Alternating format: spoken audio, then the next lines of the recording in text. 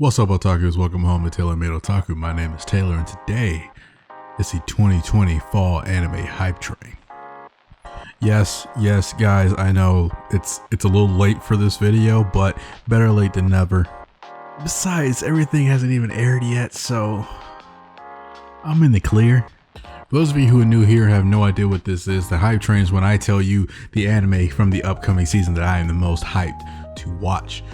Just so you know, I don't really do, recurring seasons because, I like to put the shine on the new shows that are going to be airing. But let's get into this list, hit the music, and let's get it.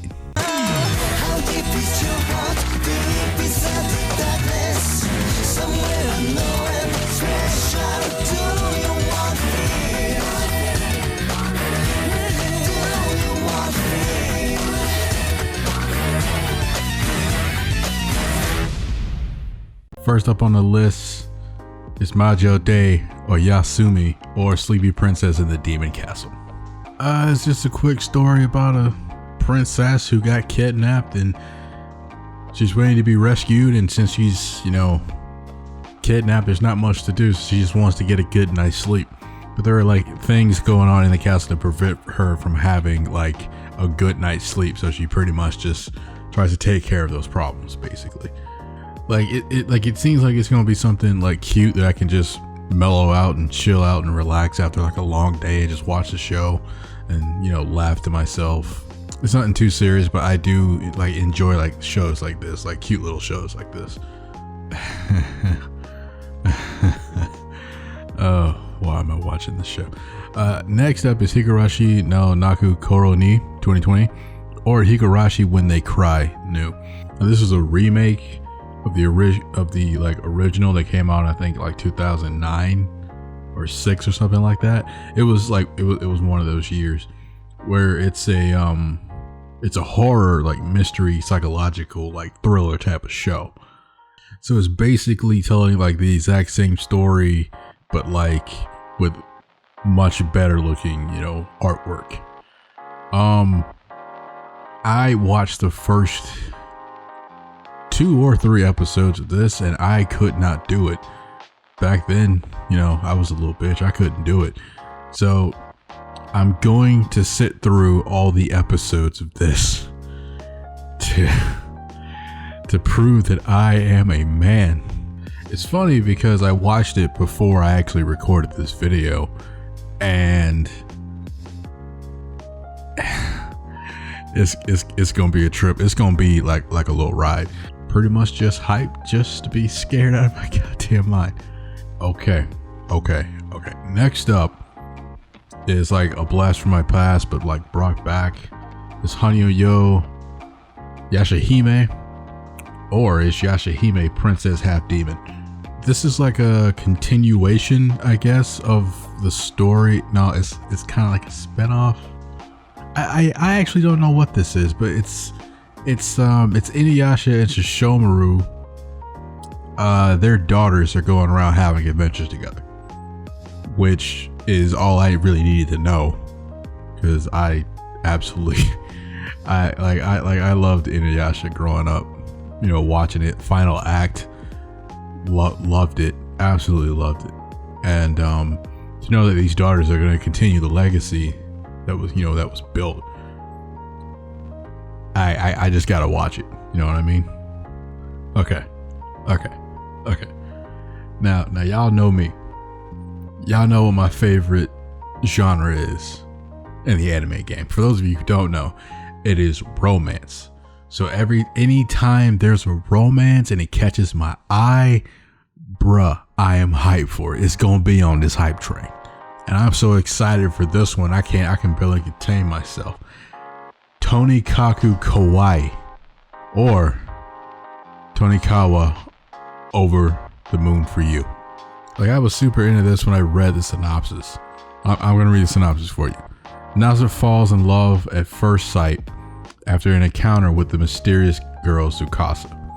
When Nasa earnestly confesses his feelings, she replies, "I'll date you, but only if we're married."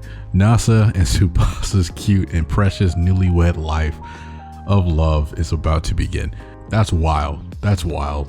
To like imagine like you confess to a girl and she goes, "Oh, we can date, but only if we're married."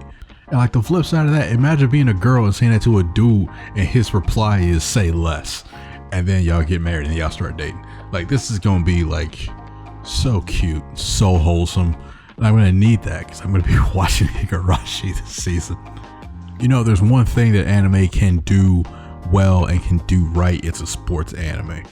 They may all be like really similar, but they hit far more than they miss. And this one, Taiso Samurai, or the Gymnastics Samurai, it looked pretty lit. So it's an anime about gymnastics.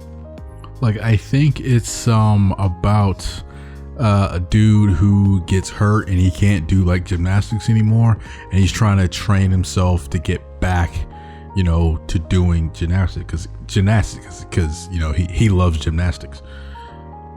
And basically he's being constantly asked about, is he gonna retire, and he something happens and it alters his fate. So I'm pretty much assuming he's going to be doing gymnastics again.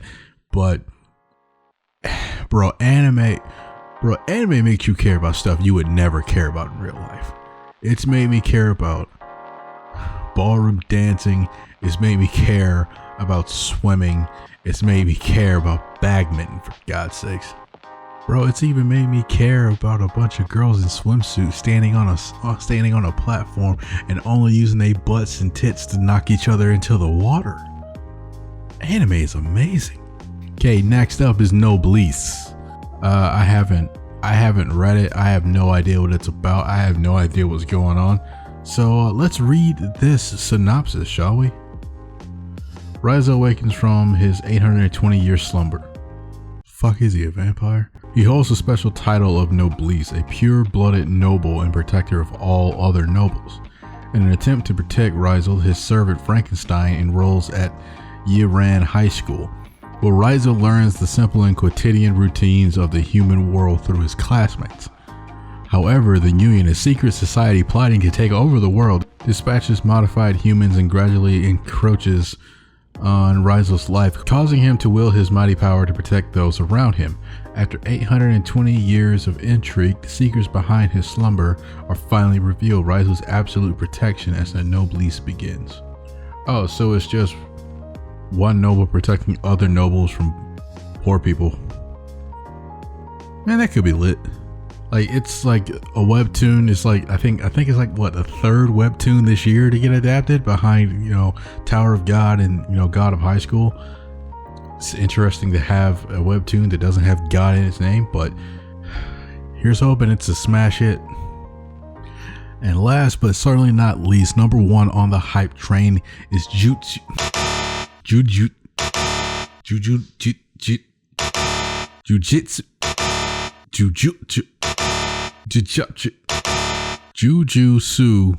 Kaisen.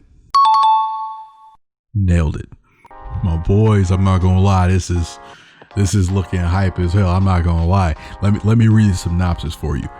A boy fights for the right death. Hardship, regret, shame. The negative feelings that humans feel become curses that lurk in our everyday lives. The curses run rampant throughout the world, capable of leading people to terrible misfortune and even death. What's more, the curses can only be exorcised by another curse. Yuji is a boy with tremendous physical strength, though he lives a completely ordinary life. One day, to save a friend who has been attacked by curses, he eats the finger of a double-faced specter, taking the curse into his own soul. From then on, he shares one body with the double-faced specter. Guided by the most powerful sorcerers, he is admitted to the Tokyo Metropolitan Technical High School of Sorcery. That's a damn mouthful.